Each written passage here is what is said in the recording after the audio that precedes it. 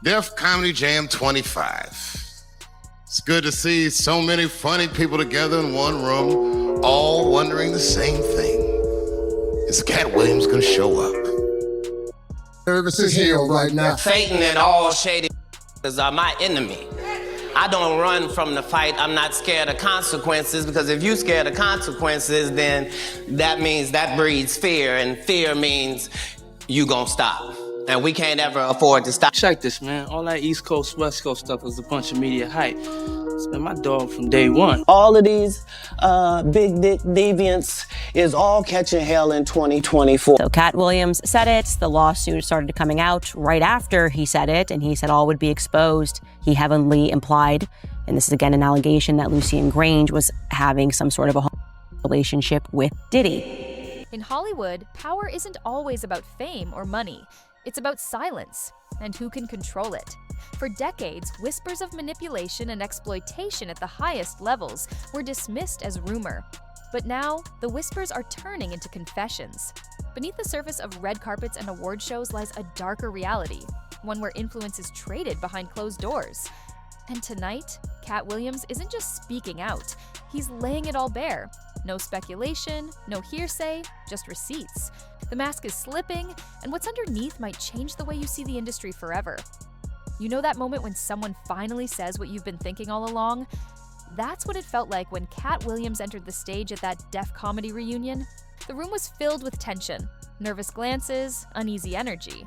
Even Dave Chappelle openly admitted he was on edge, and for good reason. Everyone knew Katt wasn't just there to entertain.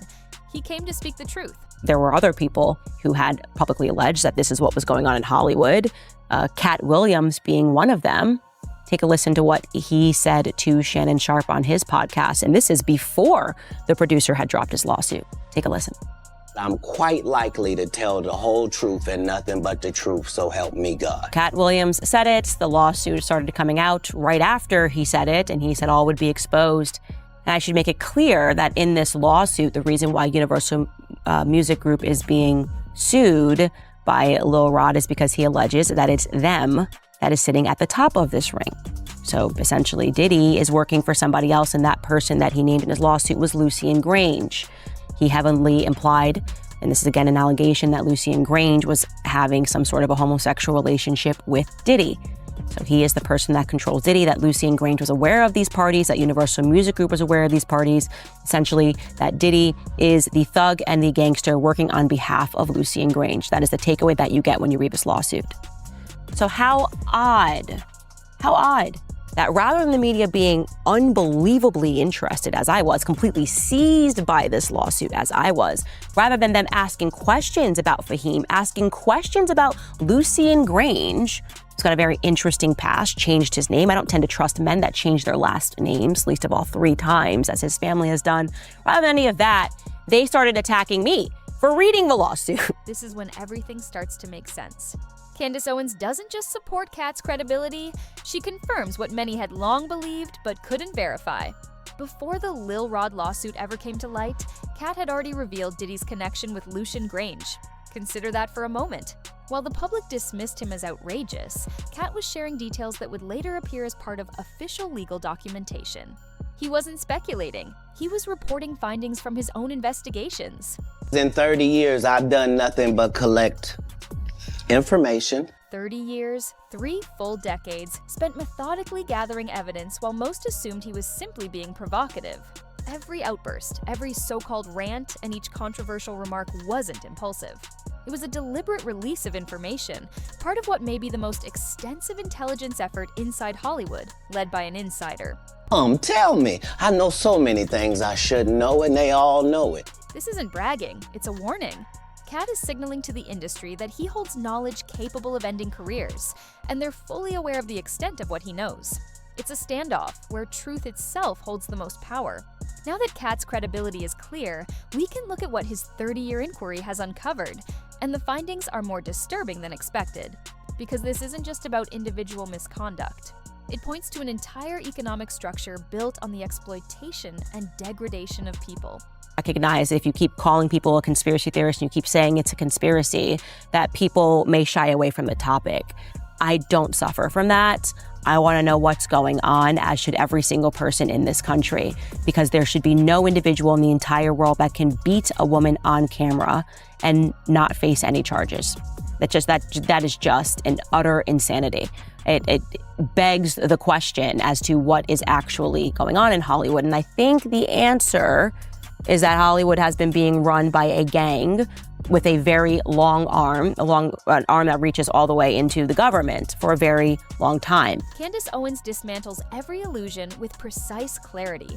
She frames Hollywood as a closed system, functioning more like an organized network, with Diddy positioned as a central figure who leverages sexual favors as currency. This one claim alone undermines the entire public narrative of the entertainment industry. What's often labeled as networking is, in truth, a systemized form of exploitation.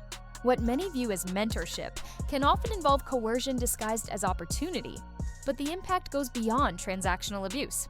At its core, this system erodes personal identity, leaving lasting psychological consequences.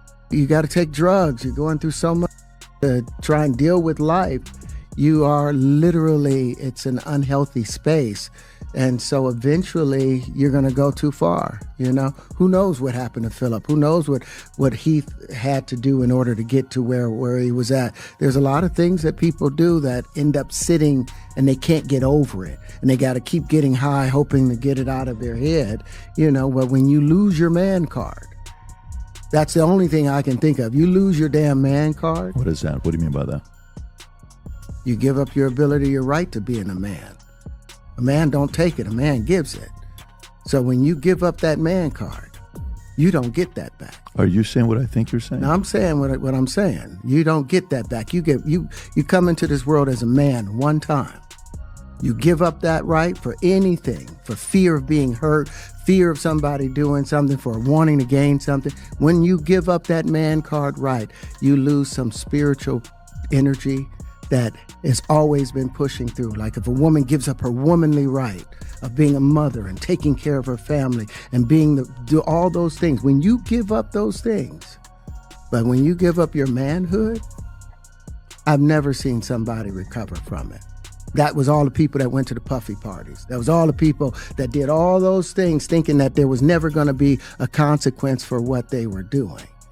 Got punked out and pimped out by some greater desire. You shouldn't have a greater desire than being a man. So I believe that's a big problem with a lot of the actors out there, because they get fluid. And next thing you know, once you go fluid, it's gone. You don't have any foundation to pull yourself back from. So maintain your man card. Terrence Howard outlines one of the most unsettling aspects of the system. These men don't just take part in questionable acts, they give up something far more personal. Their identity, their dignity, and their autonomy are lost. Once that boundary is crossed, they're no longer individuals making choices. They become controlled assets, held in place by compromising material. This system doesn't just corrupt people, it reshapes them into instruments of corruption. Consider this. A 5'4" comedian from Philadelphia suddenly becomes one of Hollywood's highest-earning entertainers. No legendary club performances, no viral breakout, no organic fan base, just an abrupt, unexplained rise to the top. It's hard not to question it. And that's the point. Kevin Hart's rapid ascent seems to break every conventional rule of success in the entertainment world, unless you accept the idea that some careers aren't fueled by talent alone. They're built through transactions. Deals that are deeply troubling and leave lasting psychological consequences. Who don't think they got something to say? The fact of the matter is, what makes a great comedy special is if 100 people talk at the same time that you talking, are you saying something different than them people are saying? No. Because if you are, then you deserve a special. And if you don't, you're going to find out you're not special. Because they're going to let you do your special, Gerard Carmichael, but nobody's going to watch it. They're going to let you be a star, Lil Rel, but you ugly. And white people don't believe in ugly stars. They think you have to be somebody that women want to sleep with and men want to be. But because we black, they say, oh, you don't even deserve that. So you get Kevin Hart, Lil Rel, Gerard Carmichael, all in a row, Hannibal Buress, just dudes that no woman would talk to in Lenox Mall, let alone you making them movie stars. Why? Because you know ain't nobody gonna sleep with him. You only got Tiffany Haddish. She been doing comedy since she was 16. You can't tell me your favorite Tiffany Haddish joke. Why? Because she ain't done a tour yet. She ain't done a special. She has not proven the ability to tell jokes back to back for an hour to nobody. And they already ready to down Monique and up somebody who has showed them Girls Trip. Did you think she wrote Girls Trip goofball?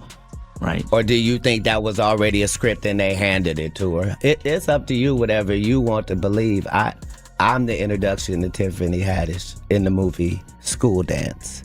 The clip for School Dance has been seen more times than the movie has. That's just a fact. Katt Williams delivers a blunt critique of Kevin Hart's rise.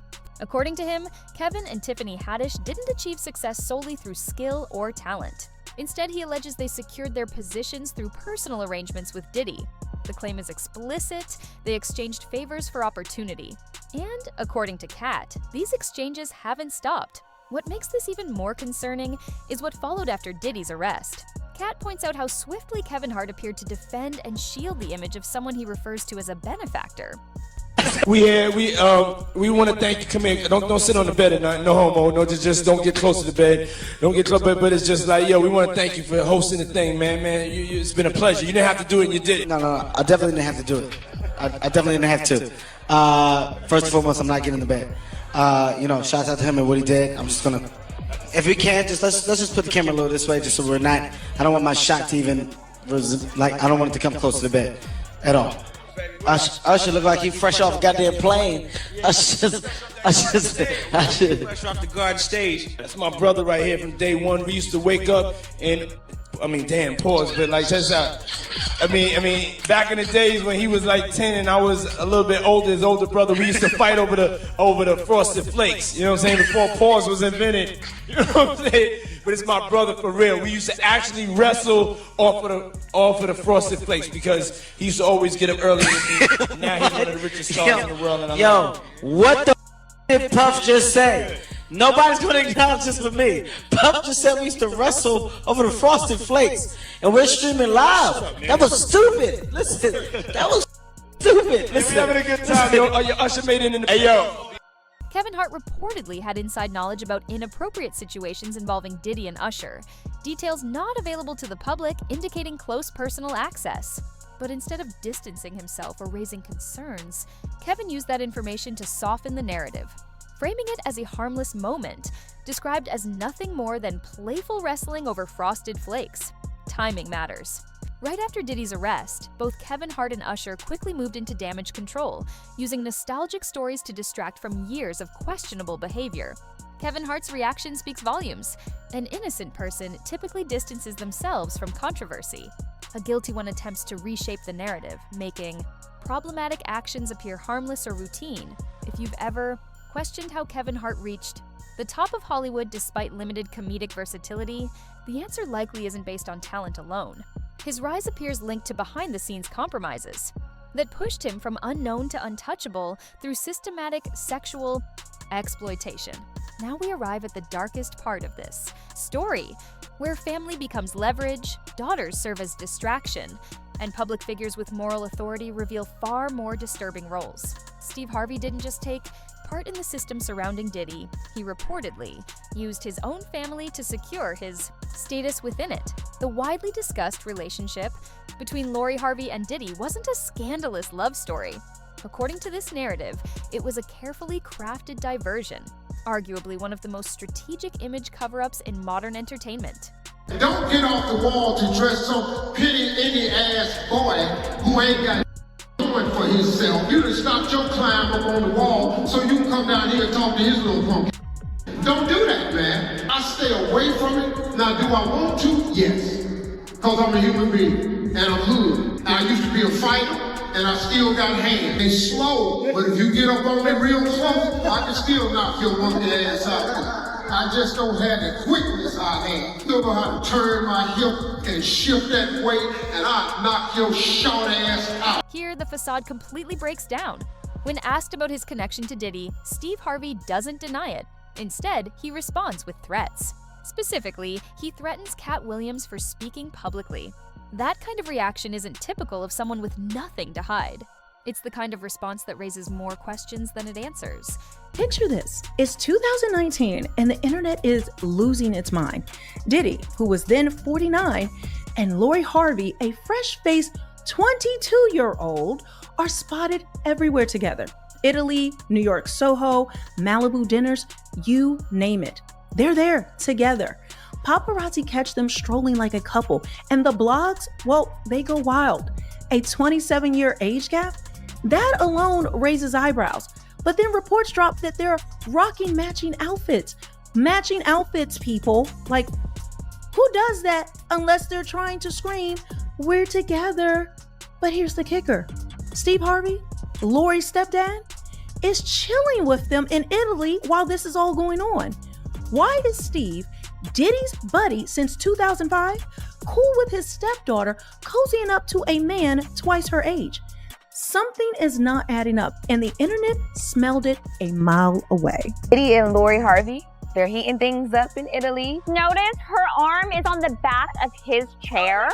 One thing about Lori Harvey is that her dating life is always gonna make headlines, because that girl knows how to pick and choose her men. She has been in a lot of high-profile relationships, and as a result of that, there have been a lot of weird rumors about her. And she's the type of person who usually doesn't address rumors online, so there are some wild, unchecked rumors about her that are still spreading. Lori's very long list of exes includes soccer player Memphis Depay, rapper Future, Michael B. Jordan, Trey Songz, Diddy's son Justin Combs, and then Diddy himself. All of her relationships have been pretty public, but her rumored relationship with Diddy raised a lot of eyebrows because she had dated his son only a year before. She and Diddy were slammed for being disgraceful. Lori was labeled an HOE, and it was just a mess. Was Lori Harvey passed around? Guys, fast forward to 2025, and the rumors have gotten nasty. They've been nasty for a while. But people are posting all types of claims, with some saying that Lori Harvey was passed around in Hollywood, while others whisper that she was sold to Diddy. Yes, you heard that right, sold. These are unverified, but the fact that people are even saying this shows how shady this whole thing looks. And then there's the Justin Combs angle. Rumors swirled back in 2018 that Lori was dating Diddy's son, Justin Combs, because their families were so tight. Diddy and Steve go way back, guys. So this is not a stretch, right? Like, I don't think it is. But Lori then shut it down in 2023 in an E! News interview saying, "I've heard I dated a father and son before. Absolutely not true." Okay, Lori. But then why do these rumors keep sticking? Why all the pictures and you very, very snuggled up to Diddy wearing matching outfits? To me, this is screaming a cover-up. Katt Williams has consistently pointed to one of the most disturbing claims in this story. Lori Harvey's relationship with Diddy was allegedly a smokescreen, not to shield Lori, but to conceal Steve Harvey's own alleged sexual connection with Diddy. The claim is that Steve used his stepdaughter's public image to cover for private behavior he wanted hidden. My hidden talents really can't be discussed on national television because it involves excessive amounts of baby oil, low lights, and moaning. You gotta be a baby oil professional. Now, most people don't have a microwave in their bedroom. I've installed one because I need hot baby oil at hand. Here's a couple of low-budget ways to accomplish it. Run a sink full of hot water and just lay that bottle of baby oil in there for about 15 minutes. Turn it and let it heat up like that. Here's another way to apply warm baby oil. Take a washcloth, run it under the hot water till you can't stand it no more. Then wring it out. Then saturate the washcloth with the baby oil. Then take the hot washcloth over there to the bed. Then as you need it, wring it a little bit and go to work. So this is the new story going around. There's another disturbing detail. Steve Harvey's well-known obsession with baby oil has been treated as an odd quirk for years. But in light of the thousands of bottles allegedly found at Diddy's properties during his arrest, that behavior now carries deeply unsettling implications.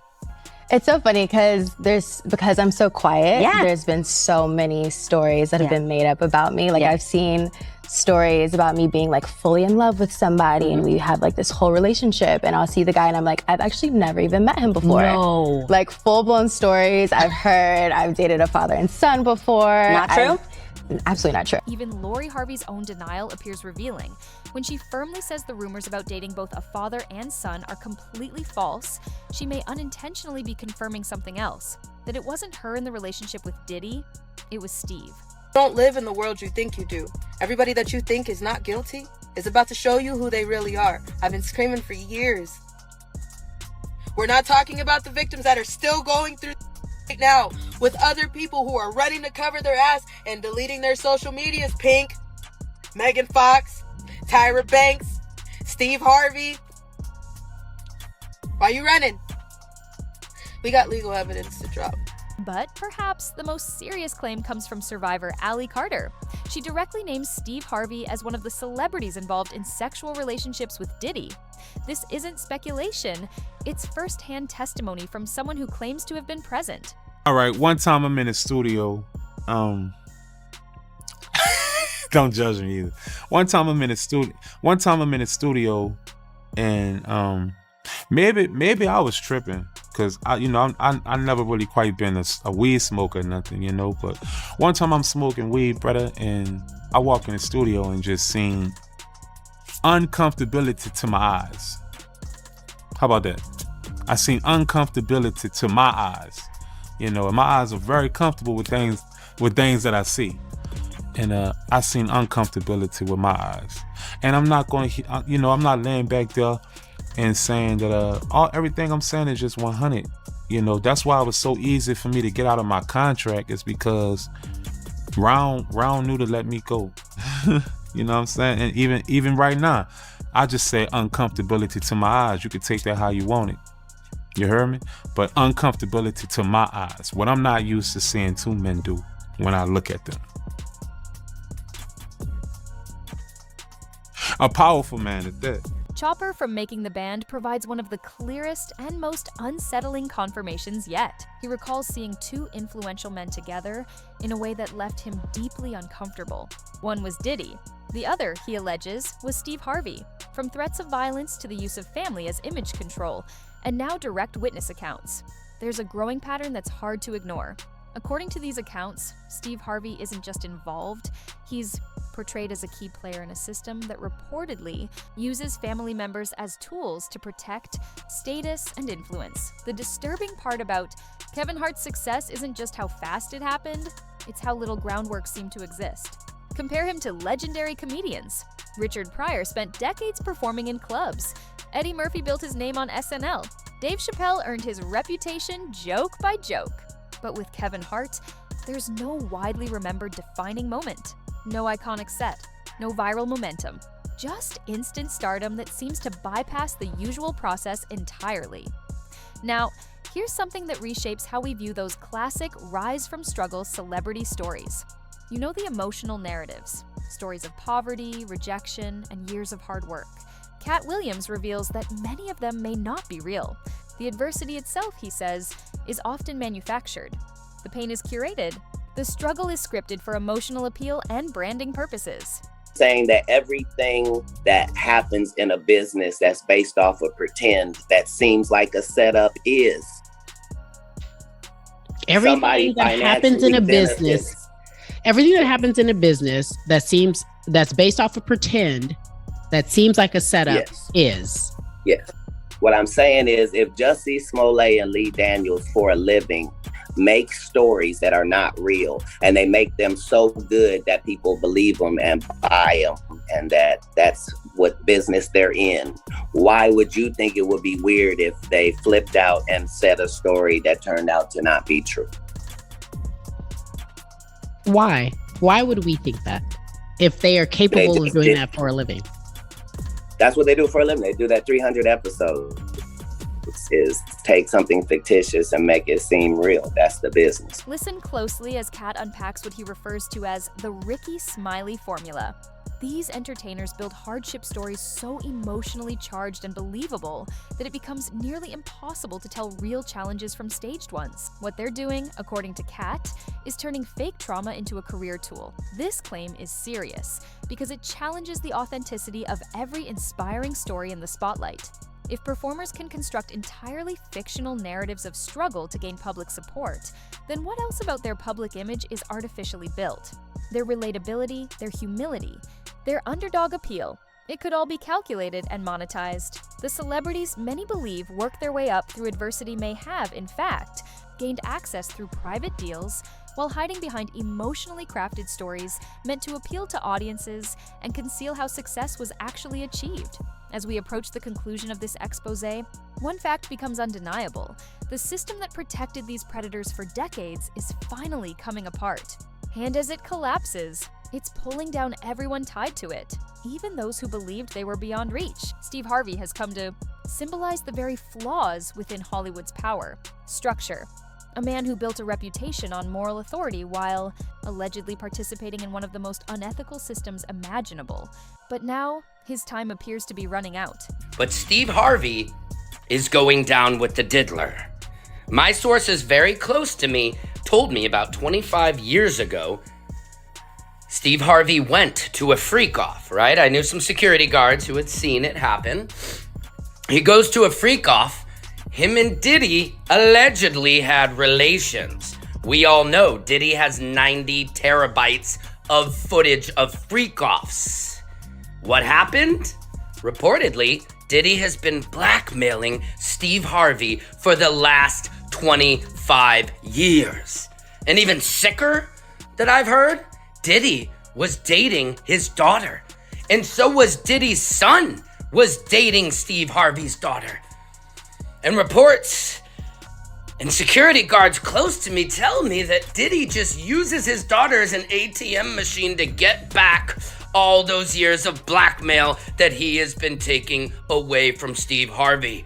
I am sorry if he is one of your most favorite TV show hosts. He's one of mine as well, but the news must come to light. And yes, Steve Harvey is involved, allegedly. The outcome seems inevitable. The ties between Steve Harvey and Diddy are too strong, the testimonies too consistent, and the overall evidence too substantial. When Diddy falls, he won't fall alone. His entire network is at risk, and Steve Harvey is deeply embedded within it. But there's one particular pattern that stands out and makes Harvey's downfall all the more likely. If you think that this all sounds shocking, it shouldn't, because Steve Harvey's behavior shows a pattern of loyalty to some real questionable characters, and this whole situation with Lori Harvey is just the latest chapter. I mean, if he's willing to push his own daughter into Diddy's arms, what else would he be covering up behind closed doors? And let's take a closer look at the company Steve's been keeping over the years.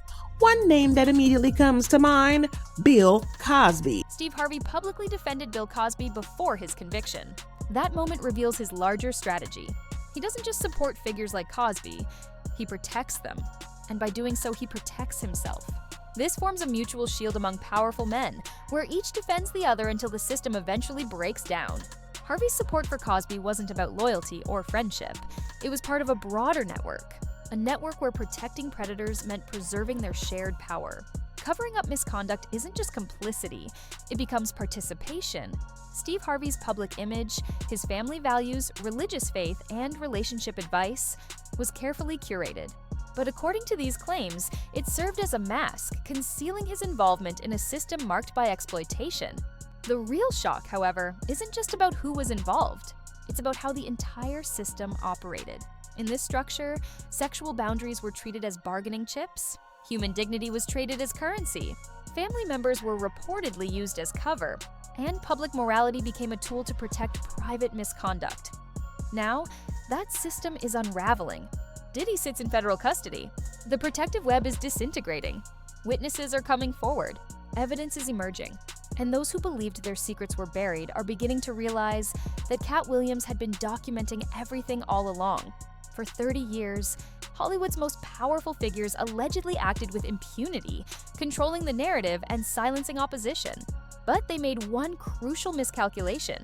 They underestimated a 5'5" comedian from Cincinnati who refused to conform. Katt Williams didn't just name celebrities who made questionable deals. He pulled back the curtain on an entire structure built on the erosion of human worth. And now, that industry is finally being held accountable. Because sometimes, the truth doesn't just set you free, it frees everything you tried to hide. If you found this video insightful, don't forget to hit that subscribe button so you never miss future updates. Until next time, fam, stay informed and stay real.